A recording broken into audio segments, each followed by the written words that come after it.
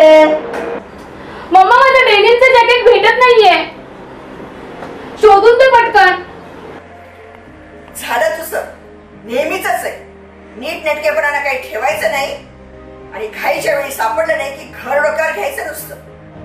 झाली तुझी नेहमीची लेक्चर बाजी सुरू. मला उशीर होतोय, शोधून दे पटकन.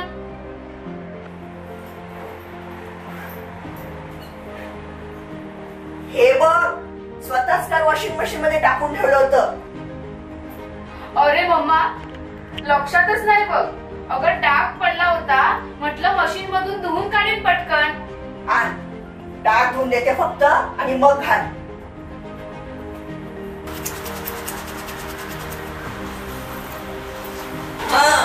घे घाल. किती गोड ग माझी मम्मा. चल मी आता निघते. आरोही लवकर या. ओके मम्मा, जमलं तर नक्की येते. उशीर करू नकोस ग.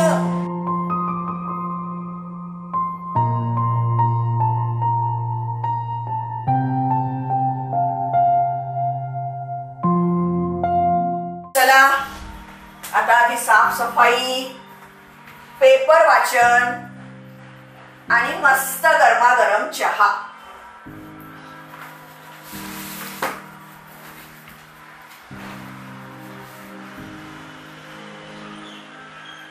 बलात्कार करणाऱ्या नराधमाला फाशीची शिक्षा.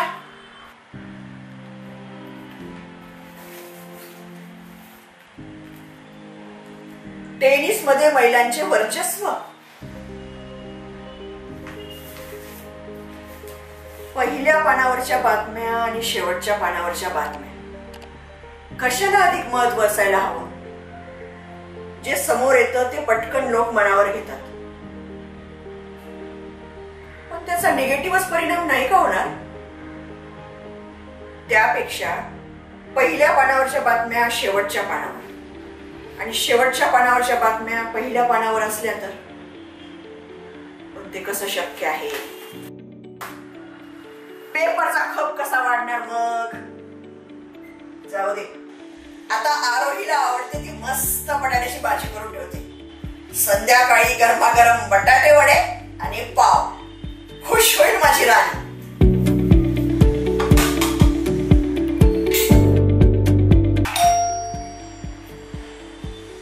आली वाटत. मम्मा, आज काय कॉलेजमध्ये धमाल केली तुला सांगू? अगं मग सांग, ते तर ऐकण्यासाठी माझे कान आतुर असतात. मम्मा, आज आमचं 1 दिवसाचं मार्शल आर्टचं वर्कशॉप झालं. हो, आणि स्वतःचा बचाव मुलींनी कसा करावा यासाठी होतं. अरे वा, भन्नाट आहे ना? बघ, मी तुला माझ्या काही स्टेप्स करून दाखवते.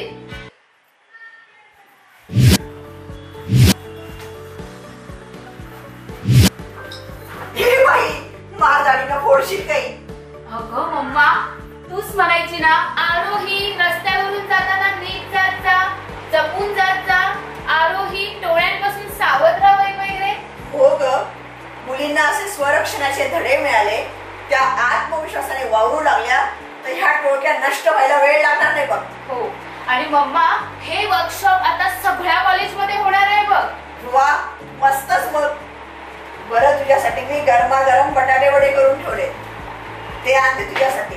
चल. वा, मस्तच. मी पटकन फ्रेश होऊन येते. चल.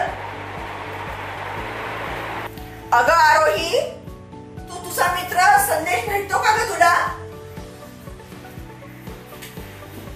मम्मा, मला खूप भूक लागलीये, आधी वडा खाऊ दे बघ पटकन. बर, हो खा. चटणी हवी आहे का? हो, फक्त तिखट वालीच टाक.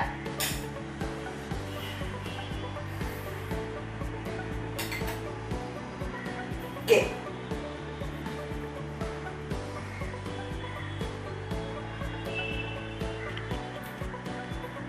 मम्मा,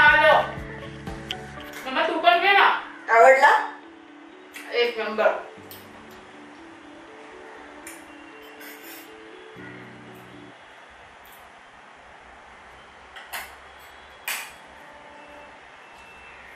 मम्मा,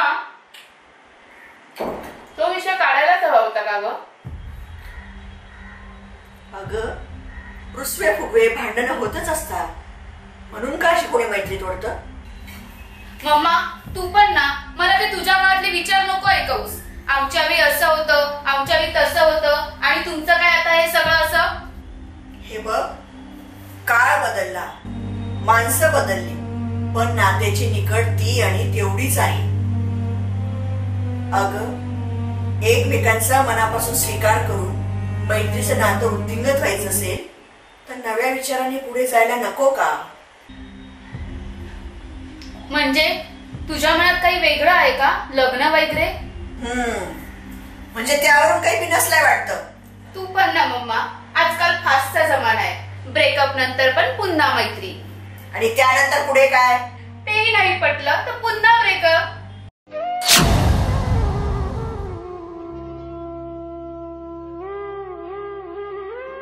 मम्मा पण ना.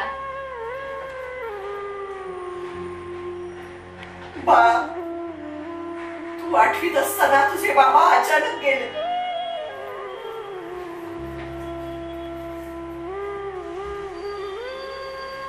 या तुझ्या वयात मला तुझे आई आणि बाबा दोघंही व्हावं लागलं.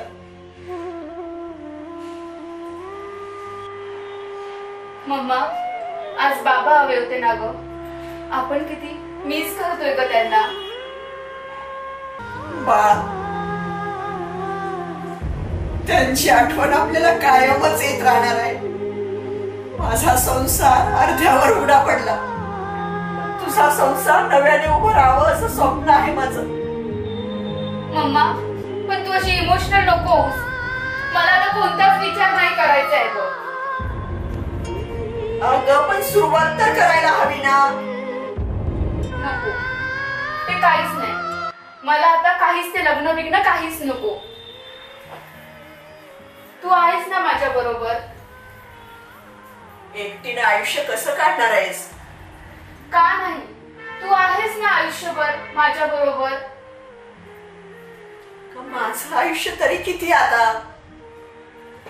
तेच तेच रटाळ आयुष्य, लग्न आणि मग मुलं. यापेक्षा वेगळा काहीतरी विचार नको का करायला? हे बघ आरोही, विषय टाळू नकोस. मम्मा इकडे. काय? तूही लग्नाचा विचार केला पाहिजे. हे भलतच काय बोलतीयस? माझं हे लग्नाचं वय नाहीये. मम्मा तूच म्हणतेस ना म्हातारपणी कोणाचा तरी आधार लागतो म्हणून. अगं तू आहेस की माझ्या बरोबर. ठीक आहे, तुला लग्न नाही ना करायचंय, मग एक चांगला मित्र भेटला तर? तू आहेस की माझी लेक आणि मैत्रीण सुद्धा.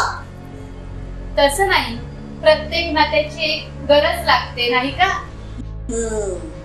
म्हणजे माझी वाक्य फिरून माझ्यावरच. वा वा. इकडे तू बस. काय आहे हे घे लिपले. यामध्ये 50 वर्षावरील स्त्रिया आणि पुरुष एकत्र येतात. आठवड्यातून मस्त एक छान ट्रिप काढतात आणि आपलं आयुष्य मस्त एन्जॉय करतात. आणि आज मी तुझं रजिस्ट्रेशन यामध्ये करणार आहे. हे बघ आरोही, हे काही नाही. मी आपली घरीच बरी वाचन वगैरे करीन. मग मी पण लागते ना एखाद्या जोडीदार शोध मोहिमेला. यस, मग चालेल. माझी राजकन्या राजपुत्राच्या शोध मोहिमेला निघणार असेल तर मला एवढं करायला नक्कीच आवडेल. मम्मा एकदा का तू अशी आनंदाने हसायला लागलीस ना की किती बहर येईल ना. आणि त्यामध्ये माझं लग्न म्हणजे तुझ्यासाठी आनंदाची मेजवानीच. आरोही, मी तुला माझ्या तर हाताच्या फोडाप्रमाणे जपले. तुला सुखात ठेवणारा असा जोडीदार मिळो असं वाटतं मला. मग कसं वाटलं तुला तुझ्या उद्याच्या वाढदिवसाचं सरप्राईज माझ्याकडून खास? म्हणजे माझं काही संदेशची भांडण वगैरे झालं नव्हतं. मला तर तुझी एक फिरकी घ्यायची होती. मग आता लाग लेकीच्या लग्नाच्या तयारीला आणि पाहुणे मंडळी असतील तुझ्या क्लब मधले सारे मेंबर. आरोही बाळा, किती अभिमान वाटतोय मला तुझा आज. मग आवडलं तुला उद्याचं बर्थडे गिफ्ट? नुसतं आवडलं नाही, काय झाला भेट आपल्या मायेचं प्रेम.